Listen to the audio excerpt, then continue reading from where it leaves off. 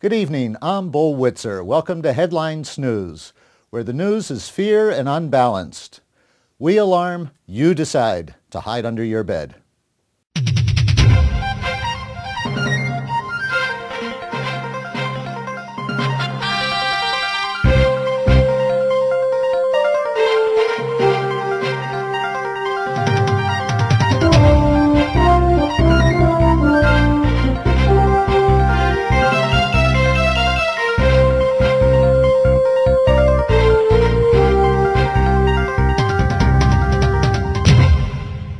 Breaking news from the Department of Homeland Insecurity. The paranoia meter has just been set to its highest level. Scared silly. Officials in Washington have ordered all American citizens to cower in fear in their basements. Officials are working overtime to convey a sense of paranoia and utter doom. For more on this story, we go to our Washington correspondent, Kong King. Kong? Bull, the anxiety here in Washington is palpable. House Democrats have refused to extend the now expired Protect America Act. That's the act that would allow the administration to continue its illegal wiretapping of American citizens. In addition, the new act would grant retroactive immunity to the giant telecom companies. Already, some 40 lawsuits have been filed against the telecom companies, and if this act isn't passed, and passed soon, those lawsuits just might go to court. And that fear is what is driving the Washington spinmeisters into overdrive. Mike McConnell, Director of National Intelligence, and Attorney General Michael Mukasey have written a stern letter to the House Democrats, warning that we've already lost out on wiretapping important intelligence. By the way, Wolf, authorities here say you haven't called your mom yet today. Don't forget, okay? Anyway, here's a direct quote from the letter to the House Democrats.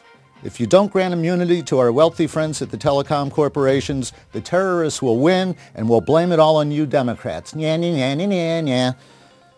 The letter goes on to say, the sky is falling, the sky is falling. Bull? It is a dire situation indeed, Kong, but didn't the Democrats just offer to extend the Protect America Act? They did indeed, Bull, but the president has rightfully threatened to veto any extension of the act. You see, all the Protect America Act does right now is, well, protect America. It does nothing to protect the giant telecom companies.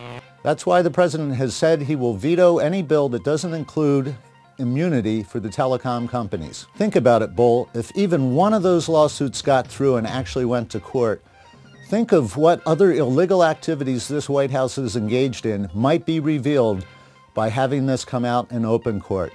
The president has to move fast to protect his secrets. In other words, Bull, the White House is seeking immunity for itself, in addition to the giant telecom companies. And that's why there's such a feeling of paranoia here in Washington. Time is getting short for this administration. They have to act now, and so they're pressing the House Democrats to pass the Protect America Act to protect the White House. Thank you for that report, Kong. I should note that House Speaker Nancy Pelosi has written a letter to McConnell and Mukasey answering their charges. In the letter, Pelosi says, liar, liar, pants on fire. And now we turn to our chief meteorologist, Chipper Dipper, who has more on a developing storm front. Chipper? Thank you, Bull. Yes, we have a potentially serious situation developing in the east where a high sales pressure front has been forming over the White House. The front features blustering threats of terrorist attacks and a downpour of criticism on House Democrats. The storm is gathering momentum and threatening to spread across the entire United States. We advise people to take to the high ground, something this administration has never done, and seek shelter immediately. By the end of the week, we could have a perfect storm of fear-mongering, misdirection, and flat-out lying. Bull, all I can recommend is that people should be afraid, be very afraid, and don't go near your newspapers until this blows over. Thanks, Bull. Thank you, Chipper. We'll be keeping an eye on that one, that's for sure. Meanwhile, in really, really important news, Britney Spears is still whacked out of her gourd. And that's all the time we have for the news. Good night and good luck.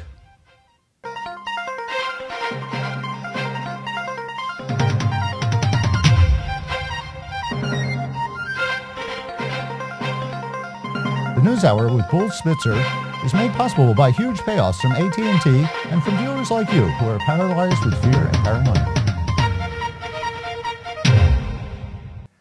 I'm Paul George, here to tell you, Orwell was an optimist.